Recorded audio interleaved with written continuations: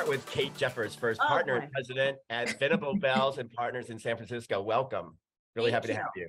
Thank you. So happy to be here. One of the things, and I don't know, like this is just one of the things that I found was Poopsie Chuckerbutt was an email sent with something with your 5-year-old did something like that. What was that? Yes, it was Poopsie Chucklebutt was actually the phrase. It was like a very typical like working mom situation. So I had my now 17-year-old was 5. I was typing an email. Intel was a huge client of ours. And I was emailing with their head of marketing, and it was like pretty serious. We were like a pretty serious debate over something.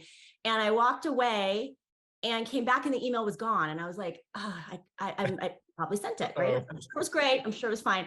And he writes back to me and he goes, Poopsie what? And my son had come in and typed Poopsie Chucklebutt and pressed send. And it became, I mean, and their head of advertising is like one of my honestly favorite people to this day. And he thought it was the best story he'd ever heard. So he decided she shared it with everyone, but it was just such one of those moments as like a working parent where you're just like, oh my God, like this happened. But it ended up like, it couldn't have gone to a better recipient who was more gracious. And who's also now a lifelong friend so far. Lifelong friend. That's great. I love it. Also, I love the fact that you went to the same high school as Obama. Yes. Which is kind of crazy. But you were also like, I've never met an outrigger canoe paddler.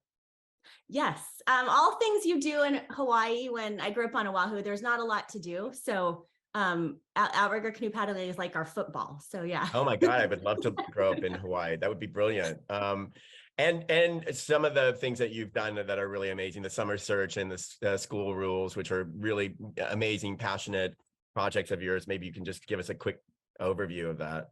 Sure. I mean, one thing I'm just really interested in is education and really recognizing like the unacceptable gaps that exist in our system. And so Summer Search is an organization that really helps kids in high school get that leap into college. And so it's really trying to help with everything from mentorship to SAT prep to college applications, but it's really recognizing that college has become something that it's not a democratized opportunity. And so it really helps kids get to the next step. And then Schools Rule does the same thing, but on a K through 12 level. So it basically pools funds from communities that have means that are really funding their own PTAs and their own community schools, and it gives them to schools in need. So same premise, but both are really amazing. And I think, it's important to kind of recognize that it's not all equal, and that we really have to like step back and try to figure out where we can help to create opportunity. Oh, I love that. I think that's amazing. Bravo to you for sure. Just the last thing, and then we'll move on, is that I love your unofficial motto is leave people better than you found them. I kind of love that. I really do. Like, I don't think I've ever heard that before. And it's such a great phrase. It's such a great, emotional thing to think about, How did you come up with that? I didn't come up with it. It was so my partner, Paul Venables, and he's my friend and my mentor. I've known him for 2 decades now. It's kind of his thing. And I have really adopted it. And I think what I love about it is it kind of works on a very micro level of just like in your day, is there something you can do? And I try to tell my kids this, like, is there one thing you can do that just makes someone have a better day? And then I think there's obviously, larger sort of macro implications about like, what can you do as a human, as a person, as a member of the planet, so there's something I really like about it, but it is not mine. I have adopted it, and I have to give credit where credit's due. Well, I'm sure it's a great, whoever, and Paul is an amazing guy. I mean, God knows, one of the icons in the business. So couldn't have had a better, mentor for that great saying. So I'm going to adopt it as well in my life. So thank you very much. Thank you, Paul. Thank you for all that. I'm going to stay with ladies first. Joy, Ekuta. Say your name again. I want to just pronounce it right. Ekuta? No worries. Ekuta. Ekuta. I love that. You're the co-founder, chief strategy and operations officer at Retrospect in Los Angeles. Yeah, so we're actually based in New York now. We started off in What? the area, yes, but myself and my co-founder Quentin are here in New York, and then our team is distributed all over the States and a little bit international as well. So, Oh, wow, that's amazing. Congratulations. That's so good, right? thank So, you. I mean, these are things that, again, quite amazing. I mean, the howlajuneteenth.com, that whole movement was so big for so many people. And the fact that you were, a core member of that initiative and that whole thing, like, it's just, you must be very proud. I mean, I'm proud to be talking to you. That's a really amazing feat. Thank Can you you give so us a much. little bit of insight to that? Yeah, I mean, it's crazy how it all came together. So it really did start off as mid-pandemic, just trying to find a way to socialize. And so it started off as just like Thursday happy hours together as a group of people. And 2 weeks out from Juneteenth, of course, we know everything happened with George Floyd, and that was just a breaking point, especially for a lot of people within the Black community. And so friends and I decided we were just going to take the day off and go do a picnic at Lake Merritt in Oakland. And that turned into a conversation of why more people didn't know about Juneteenth. And so our group was mixed of like designers, entrepreneurs, investors, creators, like whoever.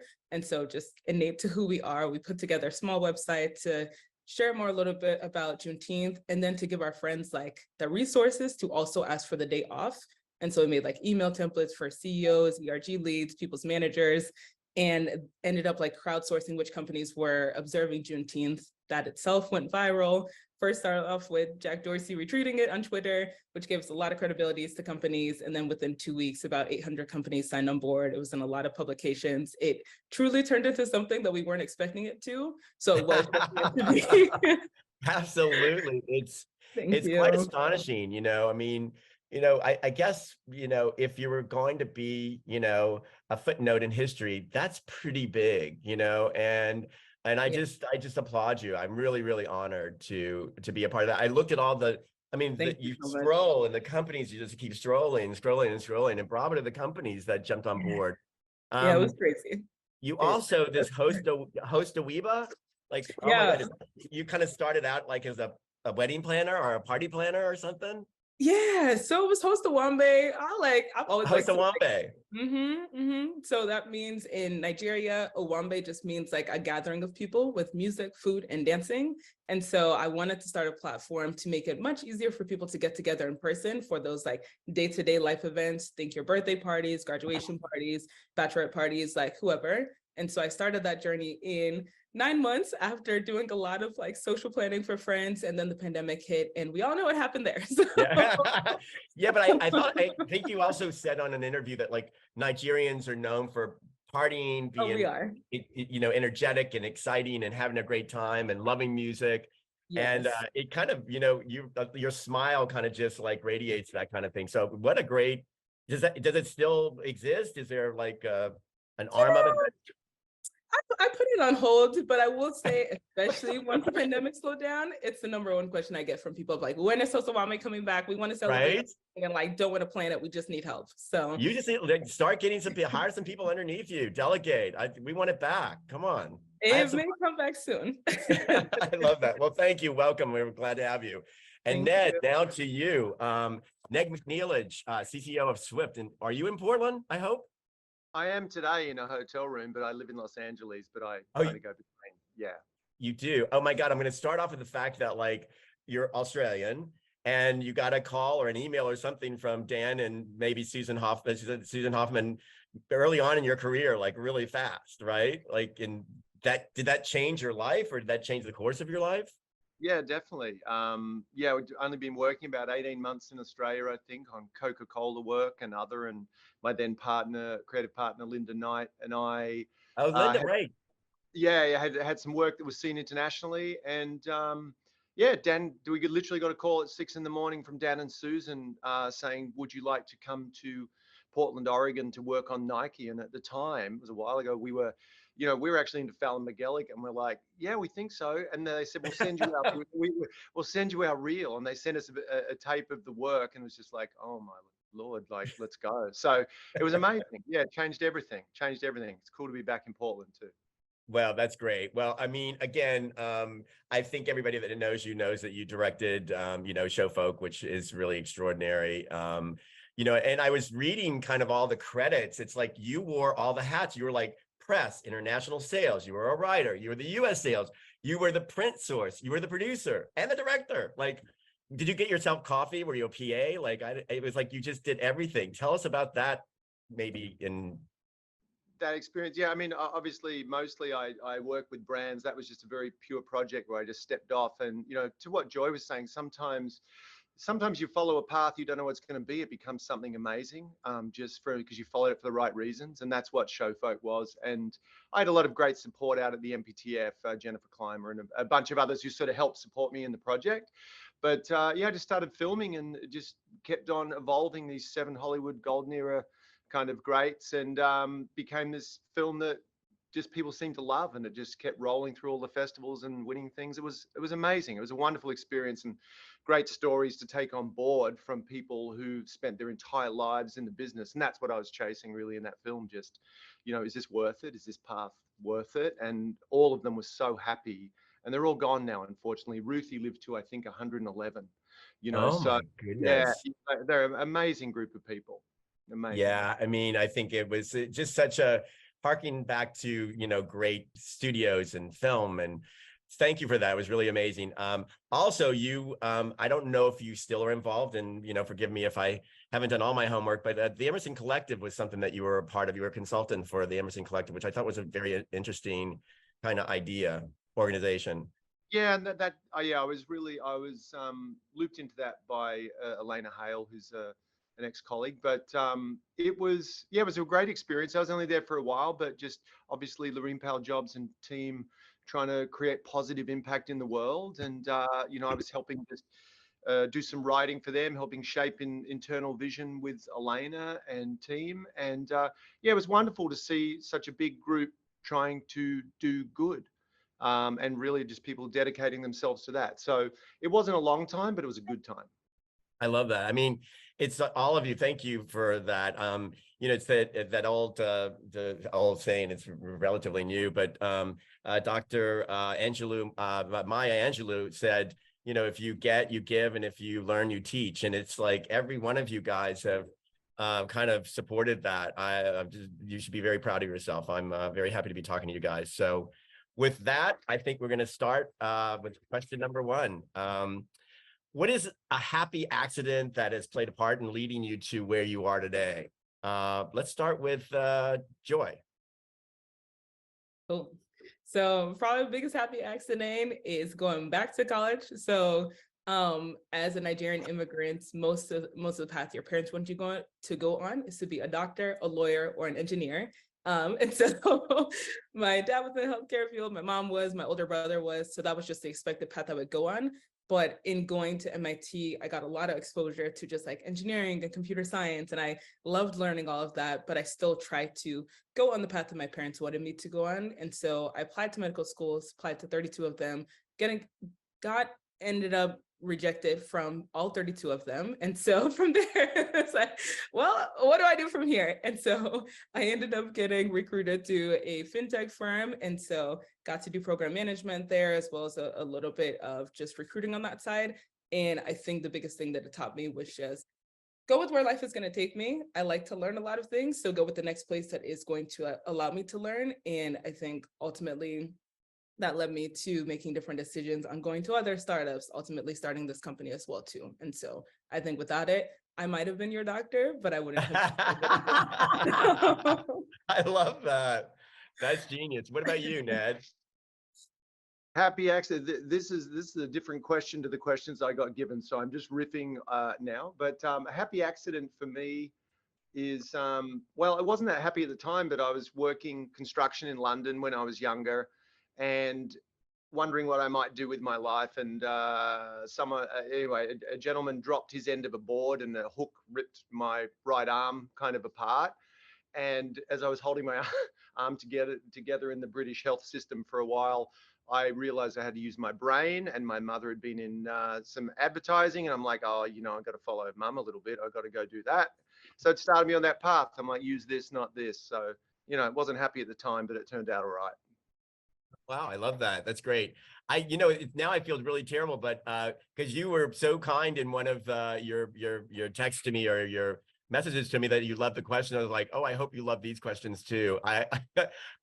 We do this like every other week, and we try to change it and switch it up. And that was a great, answer. All good. All Okay, good.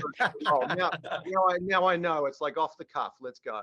All right. Yeah, okay, I love that. You're very good at this. What about you, Kate? So my happy accident, so Joy, I thought I was gonna be a lawyer. I was like a poli-sci, international relations, Spanish major, went to law school, realized I didn't want to be a lawyer. Came home to the Bay Area. My parents lived up here. I was down in LA. And to lick my wounds and like really reevaluate my life. I had no practical skills at all. I was kind of starting with the alphabet of like, what do I want to do? And my parents were living at the time next door to none other than Jeff Goodby.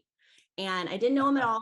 I just knew he had a ponytail, and he did some stuff with Got Milk. And it literally popped into my head. I didn't know him to ask him for a job or advice or even talk to him, but I went back to LA and I started applying for advertising jobs, and I started as an administrative assistant in the promotions department of Saatchi.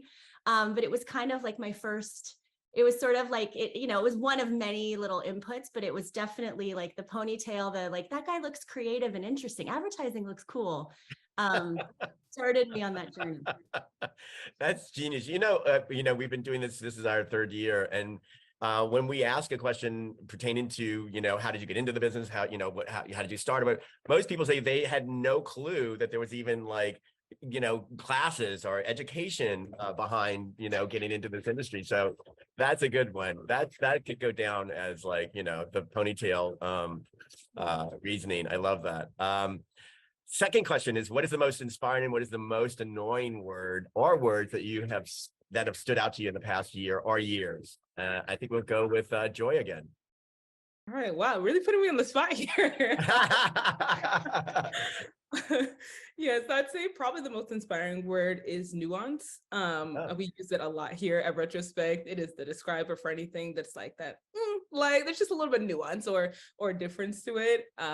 I think to that same vein or in the same family is multi-hyphenate. I love the word, and I think there are a lot of people who are multi-hyphenate, but I also believe that there's a time and place for like a generalist and a specialist. And so overall within the industry, everything's around the multi-hyphenate. But I think some people are that, and it's also okay to not be that. So I love that. And what is the word? Is multi-hyphenate the worst word or the most annoying word, or is that just part of the yeah? Yeah, I would say it's the most annoying word, but with that caveat of I believe people are, and I believe I'm also multi-hyphenate, but I don't think that you have to be that to be. There was a TED Talk I saw many years ago by this young woman by the name of Emily Warpnick, and she coined the phrase multi-potentialite, and you kind of said it early on, you just kind of love learning, and I think that's what we all have in common in this business is that. You have to know everything about everything at one given time. So you have to be interested in so many things. And that's what she did. She starts off, you guys would look at it, but she starts off by saying, remember when I was 5 years old and my parents were giving a cocktail party, and they, as parents do, wanted, their little daughter to shine. So they were like, Emily, come down. And, in front of all of these adults holding martinis, they asked, what would you like to be, Emily, when you grow up? And she was like, I don't know. And she ran away. And so for the next 15 years of her life, she literally was trying to find out what she and who she was. And she said, you know what? I'm not just one thing. I'm everything. I'm all things. I'm all things that inspire me and I want to learn about. So I love that. That's great. Thank you. Of course. Ned, what about you? Is this a question that you saw? No, it's not. Are these the best words or worst words? Either, but the most annoying or the best word? Which one is most inspiring and what's the most annoying? I think most annoying for me at this point is probably metaverse. I just have heard it too many times, but and my best word, I know it's a bit, we'll find out, but at the moment is AI. I love that we're always moving forwards. I love seeing how we push, but we all tend to get obsessed around certain ideas, and then they, filter into, the rest of, everything else we're doing, and they're not, all we care about anymore. But so metaverse a bit much. AI, I'm still kind of exploring and into. Yeah, but I like Joy's words a lot. They were good. Yeah, well, I do as well, but I love your words too because they're very kind of interesting. I think I saw in the news this morning that the guy who is the grandfather of AI stepped down from Google, so that he can give some context or maybe some warning to the AI. I mean, I don't know, but I think you're right. AI is a very interesting thing that's on everybody's mind. Yeah. It's been around for a couple of years, and now it's become something really big. And I think we're all about to kind of get it. I don't know what's going to happen. Anyway, I love your words. Thank you very much. We need to keep learning. That's for sure. We need to keep learning. I agree. Absolutely. Kate, what about you? The most annoying and the most inspiring? Well, I started with the most annoying, and then I realized I think there's maybe some inspiration in them too. Is the new normal, that phrase? It used to drive me nuts because I feel like the industry was saying it before the pandemic, and then the pandemic hit, and then we've been saying it now for 4 years. But I was kind of thinking about it, and I think for me, there's an inspiration in there because it reminds you not to look backwards. And I feel like there was a lot of at least for me and my company, a lot of sort of suspended reality post-pandemic of like, oh, it's going to go back to the way it was. And we're just waiting for that moment. And then it felt like it was in 2021, and then it wasn't in 2022. And I think there's something really important in just being like, it's never going to go back to the way it was. And that's a good thing. And we've got to look for the opportunity and kind of embrace the nuttiness of it. I think it's been really healthy for me to kind of like, you mourn that moment in time because it was more stable. It's probably easier, but then you look forward to this moment in time that I think is actually more interesting and exciting. And I think AI, I'm a big fan of like what AI can do and what it can't, and the important conversations that have to happen. So like, that's an example of like, we're going forward, we're not going backwards. Yeah, I love that. I think that's great. I think, when you think about the pandemic made us all stop for a moment. So when you say that, we said new normal prior to, I think we said a lot of things prior to, but we never stopped to think about it, or no one had that. They were maybe have been curious, but they didn't have the time. They were like going on to the next thing, not even thinking about it. And I think the pandemic really made us just stop. And that's why we can kind of start dissecting words that annoy us and inspire us. Early on in the series, words like no and words like pivot and words like they were all these words that were kind of the words of the moment that really kind of stopped us in our track, and we had the opportunity. So I agree. Moving forward, this is a great theme for our episode today. Thank you. Also, Ned, like, being a director is not like something that people just pick up. I mean, you just don't just do that. Like, you literally created not only one very, very successful show, and did you learn on I'm going to just ask you this right now. Did you learn on the fly, or did you have a lot of support, or how did you even? No, I learned from my amazing years at Wieden & Kennedy, working with the best directors in the world. Yeah. Well, there you go. Yeah. And that's the great thing about Wieden & Kennedy and most really great agencies is that the creatives really do pay attention to the directors. They really do make sure that there's a communication and that they really are understanding what they're doing, and they question it, So obviously you did. I did. Dan Wieden was kind enough. He was such a cool man. He sent me I had an interest in film, and I asked him if I could go to NYU Film School for a 3-month summer program, and he sent me, and he paid for me, and he let me take the time, and he let me follow it. I mean, it's rare in this industry you get support like that. So that's why I'm able to, I guess, have that skill set now. Well, I mean, I think it's also about, it's funny, great leaders, take the time to look at an opportunity and make a decision. Sometimes they don't make the right decision, but they at least take the time to make a decision. And you made it, you were like, what, I want to go. Why wouldn't I? Like, talk to the guy that may, support you in that. And it went even further. So the fact that you took that chance, and again, why this is so important to me, this series, is that if we inspire one person that's young, who may have been in any of your shoes, at a certain period that was critical in their career, that changed their lives, and they heard this, and they were like, God, I don't know if I'd ever ask, Dan Wieden, if he would let me go away for, 3 months. And the fact that you did and see where you are, I think is great. So you got to ask. You got to ask. Yeah, don't be afraid, right? Definitely. And actually talking about our business, I always find like it's one that a lot of people say to us, there's obviously can be a lot of long hours. People that are very passionate about their jobs tend to put a lot of their life and soul into it. But outside of work, how do you kind of strike that work-life balance? And do you have a specific activity or something that you do to unwind? And maybe I can start with Kate. It's funny, balance was almost my annoying word, because I have never achieved it. And I don't know, maybe it's achievable, but I have never achieved it. I am always doing something terribly, either professionally or personally, is sort of how I feel. And I think the pandemic for me made it worse. So I was one of those people where I got confused by the fact that there was never an off.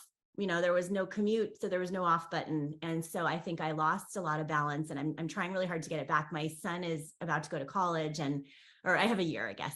And my daughter's a freshman. And so I feel like I'm really committed to figuring out how to better balance all the pieces. And I have not cracked it. I think the only thing that I'm trying now, and I'd love to hear like what you guys are doing, is creating a real work day, because I'm home a lot if I'm not traveling. And so I try to create an office environment, like get dressed, go to work, engage, and then really shut down at night so that when I'm off, I'm off.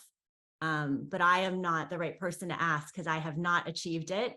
And the only advice I could ever give someone is like, seek it early, because I think I missed out on a lot of things in pursuit of the next meeting or the next pitch or whatever, that I think in the big picture, the outcome would have been the same.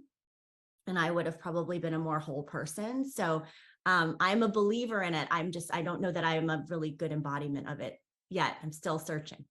Do you know what though? It's so nice. That's such a kind of fresh and honest answer. Because I think a lot of people always try to say, oh yeah, I get my time and everything. But I think to me, it always seems like one of those things that needs constant work. Like, you might achieve it one day in the week, but I don't think, well, I'd love to meet a person that feels they've got it absolutely perfect every day, every week, every year. But it's really nice but I think it's nice to hear from other people that it's just not something that's easily achievable. It is something that you've got to think about and make time for. Thank you so much for that. But has anyone, maybe Joy, how do you feel?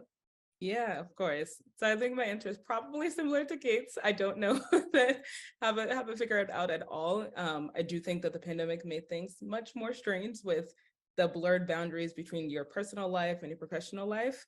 But I will say there are a couple practices that I am putting into place this year, and I've been doing them so far successfully. So the first one is what I call joy blocks. And so I take them, I know, all with the funds, but I take them once a quarter. It happens like a Thursday through Sunday. And during that time, it is just meant to focus on the things that bring me joy. The team knows, no slacks, no calls, doesn't matter if the company is out of money, like that is my period to just like really decompress and set aside. So yes, I put them into place this year. I actually booked them out from the beginning of the year. So no meetings can be scheduled over them, pitches, it really doesn't matter at that point. And I think setting that boundary up front has been really healthy for me, but has also been healthy for our team to see like, hey, you are a founder and like life does not end just when you take off of work. And so I also have the space to do that myself. And so that's probably the number one. And then once a week, I try and make sure that I get out of my house, see a friend, even if we're just doing dinner or sitting in the park and just smelling fresh air. I think community is something that really fills me. And so I've just been much more intentional this year too. Some things may not get done, but I will have enough energy and space to do something else if I get filled in that way. Yeah, oh, that's so nice. And it's really interesting to hear, I guess, even thinking about putting it in front of your team, because to me, it's like you as the leader and you with your co-founder, being able to show everyone that you should make time for that as well, and that it should be, so I think people always lead by example, don't they? And it's nice to be able to kind of put it out there in front of everyone else as well as yourself. But that's amazing. And what do you actually do in those holidays? Is it something different every time? Yeah, it's different every time. So the last one, last quarter, I went to like this color factory here in New York with friends, went out for like drinks, and then I just slept all day on the Saturday and watch Netflix. Yep. This upcoming one, I'll be going to Boston. So I just have a class reunion, but otherwise during that time, I don't know. It depends. So it could be Love that, it. it could be travel, it could be a cooking class, it could be writing, just really depends on the season. Oh, amazing. I think I'll have to start doing that myself. Good. And how about you, Ned? Yes, I feel like on the work front, work's got more and more and more intense. The more you're on screens. I don't know, a few years ago, I used to be able to run around the office, meeting to meeting, and you get this sort of energy out with everyone. And now this energy is just right in front of you on the screen, and your body is sitting still a lot more. That's my life anyway. And so I've kind of found that I've needed to slow myself down. Actually, I've kind of, I have 1 cup of coffee a day, whereas I used to have 4. I just let things come a little more, and I try to be more relaxed and and just let things go more slowly and flow through a bit more. So I've changed my rhythm a little bit personally, and then um, the joy blocks are pretty cool. I want one of those. I have Yeah. music. I have music Saturdays, so I get through my week, and then Saturday for me is music Saturday. I play a bit, and I have a lot of records, and I just love music, and so I let Saturday be that, and with the people I care about. Really cool. Amazing. What do you play? I play guitar. I'm not brilliant, but I love it, and but I have thousands of records too, so I'm always just always absorbing and playing, and it's a bit of meditation for me almost. I love it. It's great. Amazing. Wait, did you guys have Record Store Day just recently, or is that just a UK thing? Yeah, did Yeah, you it's get everywhere. anything good on Record Store Day? Did you camp? Yeah, I kind of don't need any more. There's no room in my house. Good. That's funny. I love all of your answers, but I do think that I don't know if this was maybe exclusive to me, but as I started as a line producer and I love producing, I still love producing. It's what I do every day practically. But I used to like think, oh my God, like I can't miss a day of work. Like how would all this get done? And then the pandemic happened, and I realized, you know what?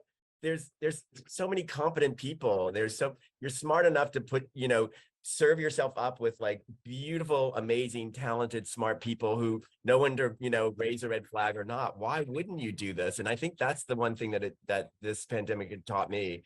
And I think it was Ned and maybe Joy. And I think Kate, you said this as well. It's like stopping and smelling the roses. Like that's not a phrase anymore. I do it every time I see a fucking rose. Excuse my French. But I do, like, I just can't help myself. I literally take the time and I just smell it. And I think it's just so important. So I love that music. I mean, just everything that you guys are doing, I think is really amazing. I love that. But that's a good question. The next one is, do you have a mentor? Who are they? And what have they taught you? And we'll start with Kate. I would say that I have 2. One is Scott Gilbert, who was the CEO of Saatchi's in LA a long time ago. And my other I mentioned is Paul Venables, who's my current partner and one of my favorite people in the world. And I think what they both have in common are they're wildly successful, but they lead and operate with both kindness and real integrity. And I've seen firsthand them make decisions in their professional lives that are based on human kindness and doing the right thing and opting out of choices that would have been much easier and more lucrative. And I think that has really shaped me. I really try to draft off of that, as I think this industry is tough. And I think it sometimes can be, you're only as good as your last pitch or campaign, and people come in and out of a staff plan. And then there are leaders who look at it like a real human business and invest in people and make sacrifices on behalf of those people and make investments in those people. And that is really special. And I think the outcome of that behavior is better work and better culture. So I believe it's a good business practice too. But I think both of those human beings that I've been lucky enough to know and work with really closely behave that way. And I think that's the way I want to try to behave as well. I love that. I think it's great. Was it you that did you ever, was it you that debunked the idea of mentoring? Like I don't know, maybe I read this article, I don't know what it was, but people like saying, most people that mentor other people think that you have to be a specific person, or you have to have a certain experience, you have to be a leader, you have to be somebody important, you have to be all those things, and you don't really. You can mentor people that are your next door neighbor's kids, or you can be a mentor for a lot of people. And I think that's the great thing, is that if somebody is your mentor and they are leading by example, you hope that everybody's inspired by that. So I love the fact that those are two people that inspire you. I love that. What about you, Ned? I've had a number over the years, I guess. Sort of Susan Hoffman at Wyden was a mentor for a while, and then Linda Carlson, who was the owner of Rock Paper Scissors. She Oh my really God, brilliant! Oh, I loved her. Wonderful lady. She was a real guide for me. These days, it's probably I spent 8 years at CAA. I think Michelle Kidley, who's one of the partners in it, CAA, is someone who I've always admired for. Really caring about the big picture, despite when things are difficult.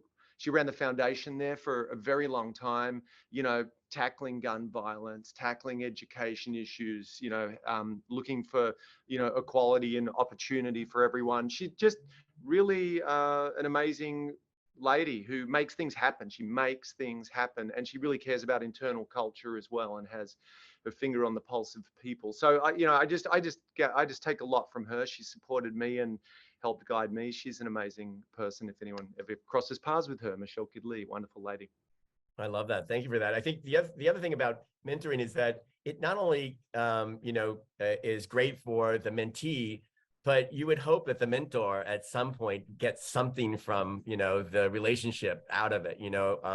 I'm mentoring a young director from the AICP, does a mentoring program, and this kid every day just challenges me and brings me to a place that I have to go, what, I have a Zoom, I gotta go, and I have to really do some homework about what he's talking about. So I love that kind of give and take with mentors and mentees. But thank you for that, both of you. What about you, Joy? Yeah, so funny enough, is actually my business partner and co-founder, Quentin. So Who's amazing. I know we first met in undergrad, and he was my senior then. And so I think at that point, it was just mentorship from going on different paths to what my parents expected me to.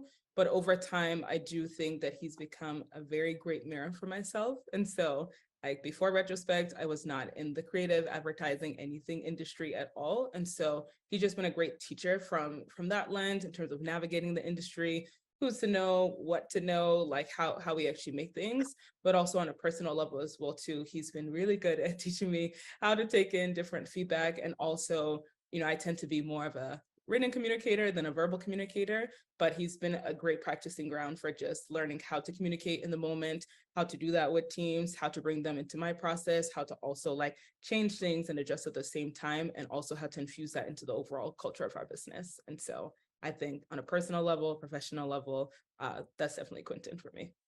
Wow. Yeah, he's inspiring us. We had him on, he was a guest a couple of months back. He's really wonderful. Well, thank you all for that. That's great.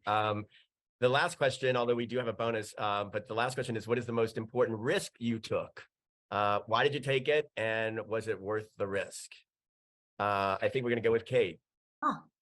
I think it's funny. I had a few answers to this question. I think maybe the one I wanted to share is about 5 or 6 years ago, my husband, who was a creative director in advertising too, just quit and decided to stay home with our kids. And we were just in this place where it felt like the pace was nuts. And I'm so happy, a moment where are we going to look back and be missing something? And so he really just took a huge step out. It was jarring for him, I think, from an identity perspective, from a financial perspective, but it has been, I think, really changed the trajectory of my kids' lives, of my life.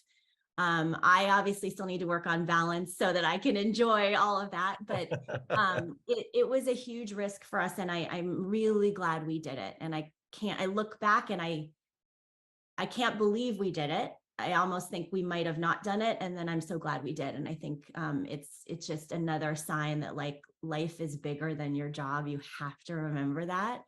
Having a great job is amazing, but you know, I think moments like that make me very glad that I had that moment of sort of clarity.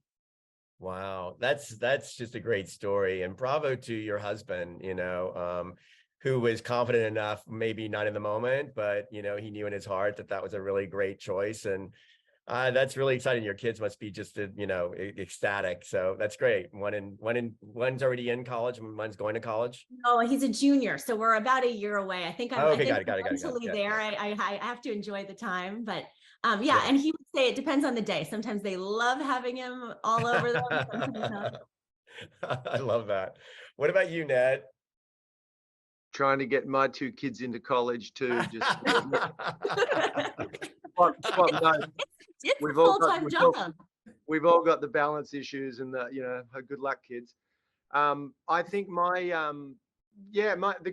me, the risk was just travel. When I was young, I just took off. I went to college briefly in the US, and then I ended up in London working. I had about $10 when I arrived there. I had nothing, and I ended up taking about 3 years. I hitchhiked from Amsterdam to Athens. I lived in the Greek islands. I went through Asia. It just started me on this travel journey and adventure that has kept going. I'm kind of, you know, almost 30 years international at this point. I just don't know where home is, but it's been good. That is great. Well, and also not to mention, you get a phone call in the middle of the night or in the morning, and you get on a plane, and you and Linda go to Portland, Oregon. Did you even know what Portland was? No, I didn't. Yeah. If I knew it was like 165 days of consecutive rain, I might have thought Right. twice. I know. That's brilliant. I love that. What about you, Joy? Yeah, so mine is coming back to Retrospect itself. So I think at the time of starting Retrospect, before that I had been an entrepreneur or full-time for 9 months, and then the pandemic hit. And then I started a new role at Pinterest, and I was probably 1 month into that role when we started having these conversations. And I think at that point, I had been burned by entrepreneurship, whether or not in my own control or not. Pinterest was very comfortable. I had a great manager, I had a great role there. They paid for things like my egg freezing. And so to walk away from that and to enter into a new industry, one that I didn't know a lot about, I just remember one of Quentin's former managers, he had made the statement of saying, can you make lightning strike twice? And that was in relation to what we did for Hella Juneteenth and trying to start a whole company around this. And thought about it, no, can't make lightning strike twice in the same place. But I do believe that we have something here that like people believe in, we believe in, and there's just an opportunity for us to like do really good work with a lot of people. And so just taking the risk to like leave the comfort of the job, enter into the industry, and just try and make something new. Every day it continues to be a challenge, but it's also one of the best risks that I've ever taken. God, that's amazing. That's a great story as well. You guys are unbelievable and inspiring. This is one we all know this question. I think we've been asked this question, perhaps when you were a child or in, you know, college or whatever. But if you could choose 4 people to have dinner with, anybody living or dead or who would those people be? And I think, you know, Ned, we're not going to give you a lot of time to think about it. Why don't you go for it? Yeah, that was on my question list. That was the one. So I'm gonna nail it. We got something right today, Ned.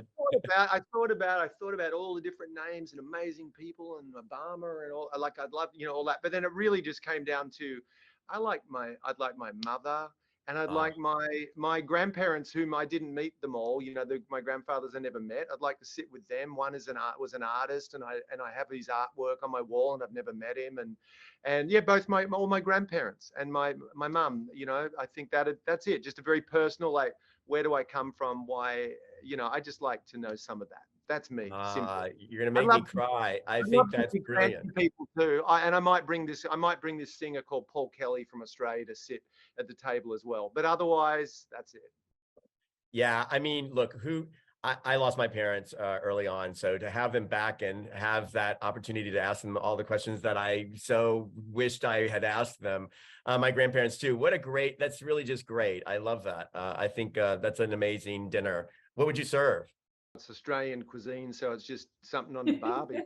Like we just Kangaroo on the Barbie. yeah, that's it. That's it. In LA, yeah, kangaroo and crocodile. That's how we roll. Yeah, right. Well, I'm from Louisiana, so I know alligator too. What about you, Kate?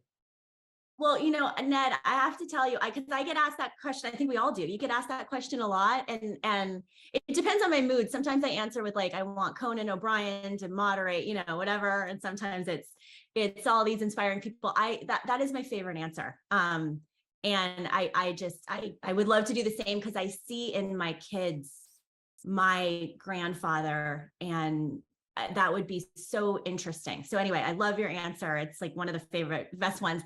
I was sort of in a mood when I saw that question of, how cool it would be to get a bunch of really, really eclectic women together, from a Reese Witherspoon to a Frida Kahlo to Joan Didion. Like I was sort of in a mood of thinking like, that would be a really interesting conversation about just where we are as women and what we have and have not achieved. So that was my answer when I saw this question, but I think I want to steal Ned's, and I want to invite my grandparents and my kids. Well, I think all of those. There's no wrong answer, right? I mean, I think it's really brilliant. Joan Didion, Reese Witherspoon. Imagine what those two would talk about. Yeah, exactly. that could be pretty brilliant. Thank you for that. What about you, Joy? Yeah, mine's gonna be a mixtape of sorts. So I just want to talk to everybody. So one would be my father's dad. So I never also got to know my grandparents as well. So would just love to learn about the person who also raised my dad in that sense. Second one is Jesus. So I consider myself a Christian, and I think just somebody who has changed the world in such a different level. Like I just have so many questions in person. And then the last two is Beyonce and Michelle Obama, because they are two very powerful Black women, and there's so much weight to that in itself, but also the ways that they need to show up. And I just want to understand like how they're able to balance out achieving so much, but also like taking off the mask and where they feel safe to and comfortable to, and just like what continues to inspire and motivate them. Wow. I mean, who wouldn't want to be at that dinner party? Yeah, I want to be a fly on the wall at that one. Sure. I'll cook for you. I'll barbecue. Yeah, I'll do whatever. exactly. I'll bring the food. I'll just do the dishes. I often wondered, like, it's, when I talk to great leaders like you guys, it's like, you didn't all of a sudden wake up and become a leader, right? Like, just like Michelle Obama, she doesn't wake up, or Beyonce wake up and become that. You kind of, as the theme of this is just always learn, keep pushing, keep wanting and being curious. I think that's what happens to people who want to seek, seekers. They just learn every day, and that learning inspires them and inspires other people. And that, I think, in turn, creates this amazing group of people that are leaders and inspirational people in our lives. And you guys were terrific. I appreciate the time. Time is so valuable. And you guys are amazing. And again, I hope our audience sees this and is inspired as the way that Little Black Book and Phoebe and myself are in Great Guns.